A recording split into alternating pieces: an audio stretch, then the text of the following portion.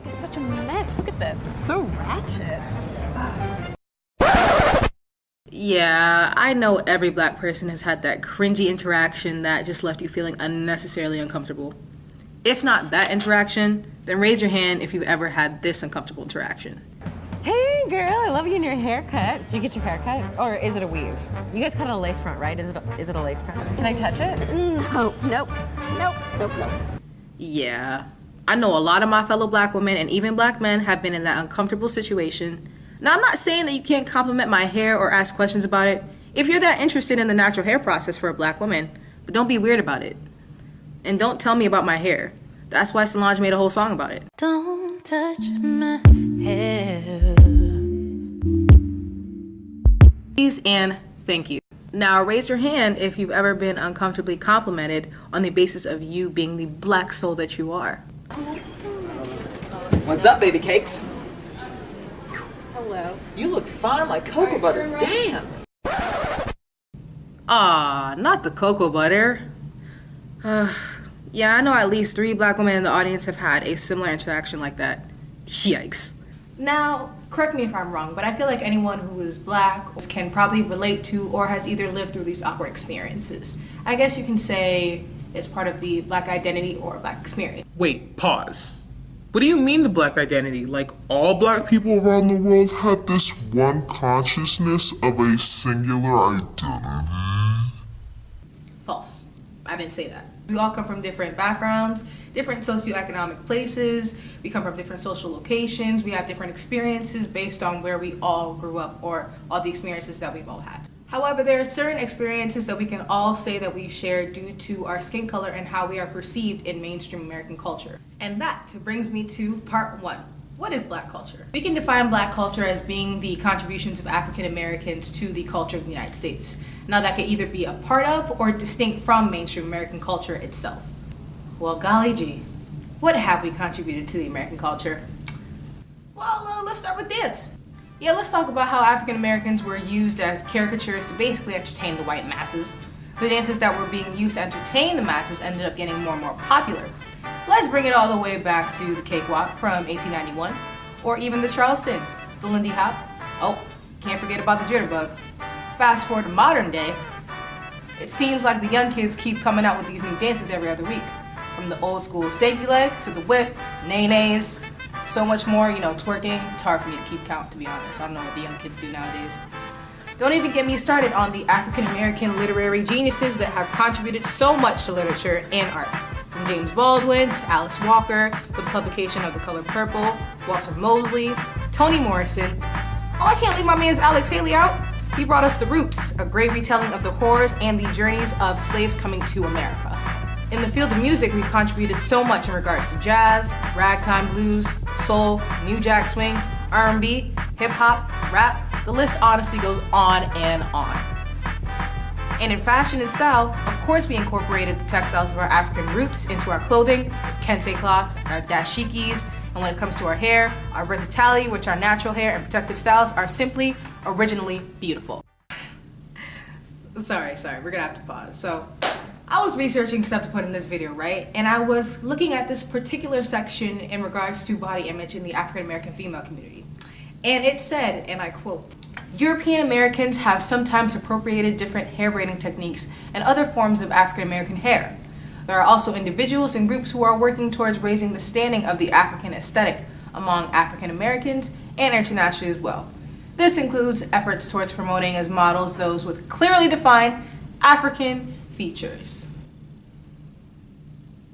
The mainstreaming of natural hairstyles and in women fuller, more voluptuous body types. That just made me chuckle. I'm not sending shots to anyone who gets lip fillers or gets shots in their glute area, because it was Wikipedia saying it, not me. I'm not sending shots. If you want to make yourself look more voluptuous looking, stimulate the stereotypical African American female body type. This was clearly in regards to cultural appropriation, a subject that has been of wild debate in the current years with the likes of people who try to stimulate these. But I will just say, these right here, these are cornrows, not boxer braids. These are edges. If If you want to make them simpler, call them baby hairs. They're stimulated with a pressing down with a toothbrush and a hair gel of your liking, of course, to, you know, make the front of the hair a little neat looking. They are not slicked down tendrils. What is a tendril? So, quick PSA, let's leave things with their own original name and being. Just let those things be. Let's not try to rebrand or rename them into popular mainstream American culture, okay? Leave them be. Period. They have those specific names for a reason.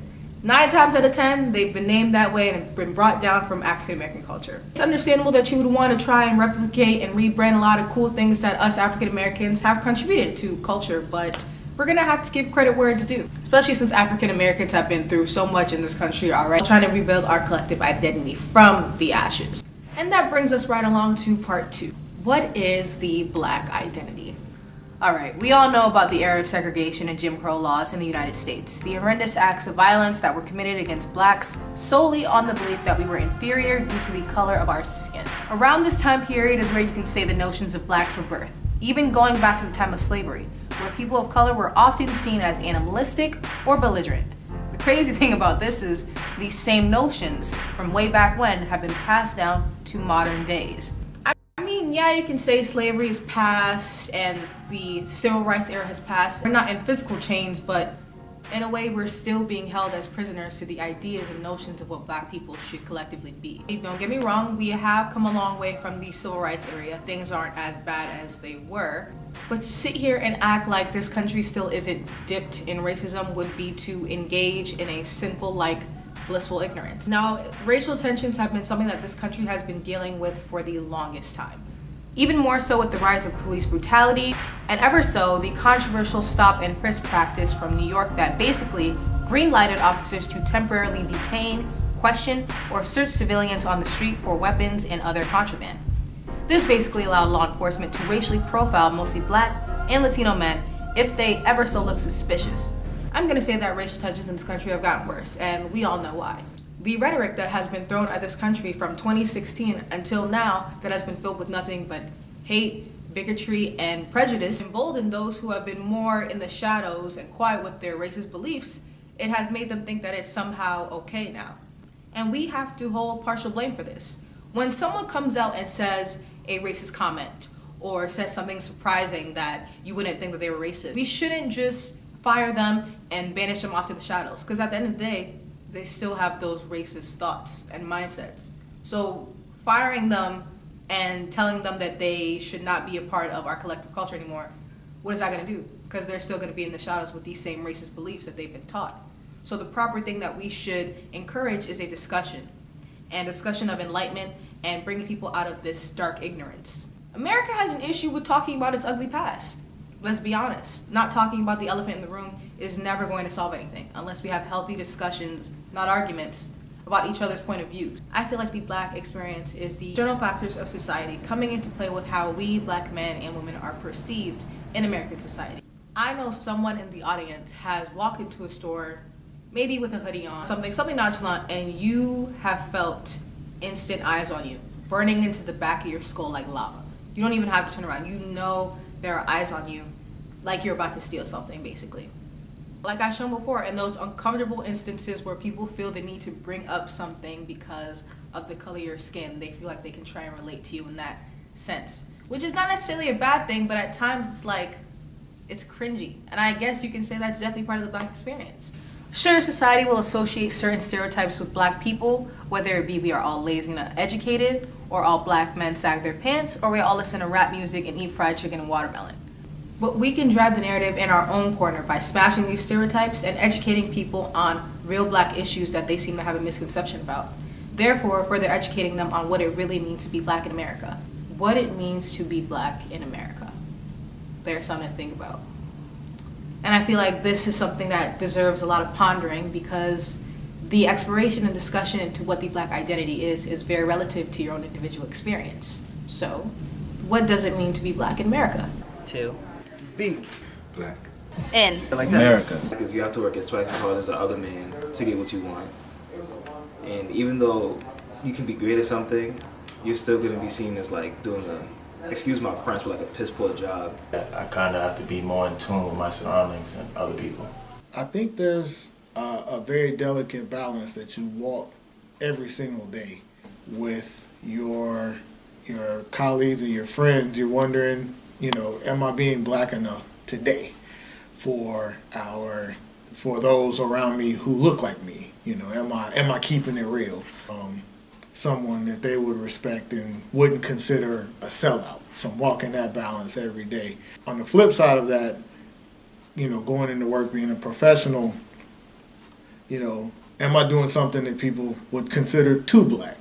And is this making folks uncomfortable? I would always say that I'm unapologetically black every single day, but there are things that, are out of my control by just being or just existing and just saying that can make people uncomfortable. And a lot of times I think it has to do with being successful and where you're at. There are some folks out there that don't always like to see that or are uncomfortable seeing a person of color, particularly a black man, in that role. And so, it's surprising and it's intimidating to them. And so anytime there's a slight hint of voice raised or, an outward expression, it's difficult for them to handle.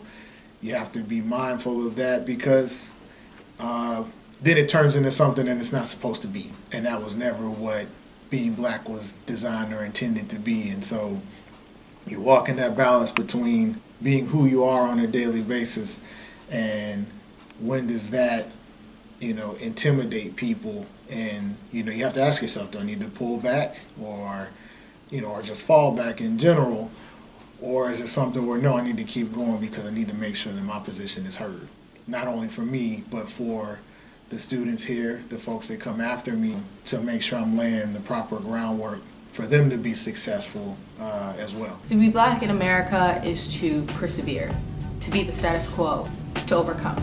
Just look at Oprah. She became the world's first black billionaire in 2003 and remained so until 2013, with a current net worth of $2.60 billion as of 2019. This woman had one of the most successful talk show reigns in television history, now owns her own network, which is ironically called OWN because, Oprah Winfrey Network, yeah. Not to mention, has had and continues to have a career as a successful actress, is an American media executive, a philanthropist who gives back to those in need, including her education building efforts in South Africa, where she built the Oprah Winfrey Leadership Academy for girls.